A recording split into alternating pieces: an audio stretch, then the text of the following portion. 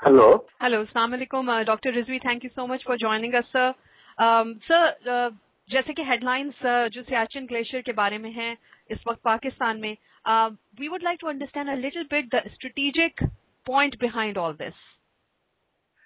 देखिए, इस जो सियाचिन ग्लेशियर का जो प्रॉब्लम है ये 1984 में क्रिएट हुआ था, क्योंकि जब 1949 में लाइन ऑफ कंट्रोल ड्रॉ हुई है कश्मीर के अंदर, तो लाइन ऑफ कंट्रोल कश्मीर में एक पॉइंट पे जाके खत्म हो जाती है। यानी अभी कश्मीर खत्म नहीं होता, वो जो चाइना बॉर्डर के करीब है उसका आखिरी जो पॉइंट जहां तक लाइन ऑफ कंट्रोल मौजूद है उसको कहते हैं NJ 9842। अच्छा, इसके बियॉन्ड है सियाचिन ग्लेशियर। उस पे इंडिया और पाकिस्तान में से किसी की भी फोर्सेज नहीं होती थी, उसके एजेस पे फोर्सेज होती थी और जनरली अंडरस्टूड था कि ये हिस्सा पाकिस्तान का है, ये इंडिया का है, लेकिन दखल कोई नहीं देता था। 1984 में फॉर सम रीजन जो बहस लंबी हो जाती है, India moved it's troops into Siachen glacier को 2/3 के करीब उन्होंने कब्जा कर लिया। उसके बाद पाकिस्तान ने भी ट्रूप्स को मूव किया और उसके बाद एक स्टेल बेट सिचुएशन डेवलप होती है, क्योंकि ये इतना हाई अल्टीट्यूड है कि यहाँ सही मानों में कोई लॉन्ग टर्म जंग नहीं हो सकती।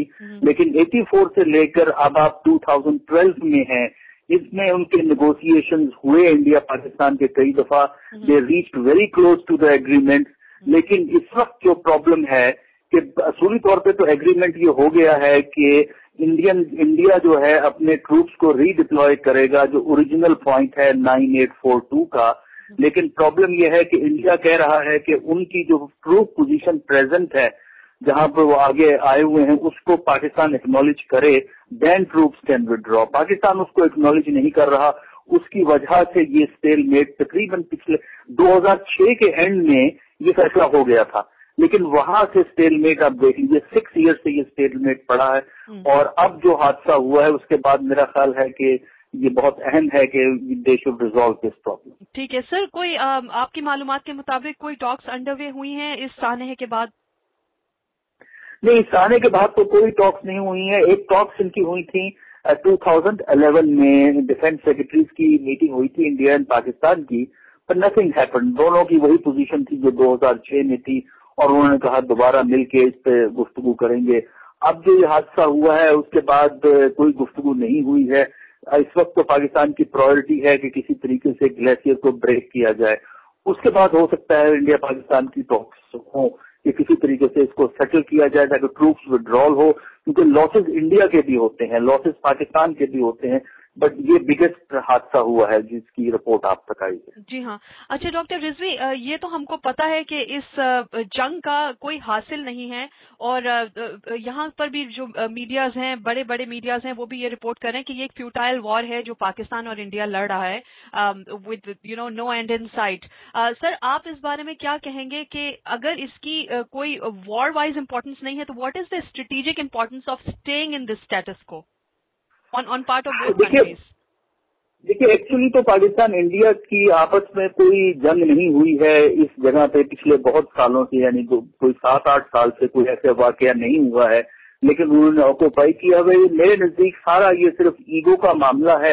इसके लिए जो लिखने वाले हैं इंडियन पाकिस्तानी वो एग्जेजरेट करते हैं इम्पोर्टेंस को कि लद्दाख करीब है, चाइना का बॉर्डर करीब है। ये दुरुस्त है कि ये सियाचिन ग्लेशियर चाइना के बॉर्डर तक जाता है, लेकिन जिस जगह इंडिया के ट्रूप्स इस वक्त हैं या पाकिस्तान के ट्रूप्स हैं, वहां से इंडिया के ट्रूप्स चाइना के बॉर्डर तक नहीं पहुंच सकते, क्योंकि रास्ता इतना खराब और खतरनाक है कि आप मूव ऑन नहीं कर सकते। तो उसकी वजह से गैर जरूरी तौर पे जस्टिफाई करने के लिए इंडियंस ने भी एक्सप्लेनेशन निकाली हुई है, पाकिस्तान के फौज वालों ने भी इसकी अहमियत की बात की है। एक्चुअली मेरे नजदीक ये ऐसा इलाका है जिसमें कोई मेजर मिलिट्री मूवमेंट नहीं हो सकती, लेकिन दोनों फौजों की चूंकि ईगो बड़ी है, कोई भी ये मानने को तैयार नहीं है कि हम ये कहें कि हम पीछे हटेंगे, तो उसकी वजह से ये यहाँ पे सिचुएशन क्रिएट हुई है। अच्छा सर, आप क्या समझते हैं जो सिमिलर एग्रीमेंट हुआ था, आप क्या समझते हैं, वाज इट अ ब्लंडर और एन ऑनेस्ट मिस्टेक?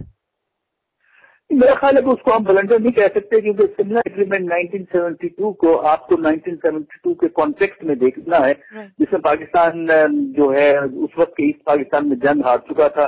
इनके 93,000 के करीब सिविल और मिलिट्री के प्रिजनर्स इंडिया के पास थे।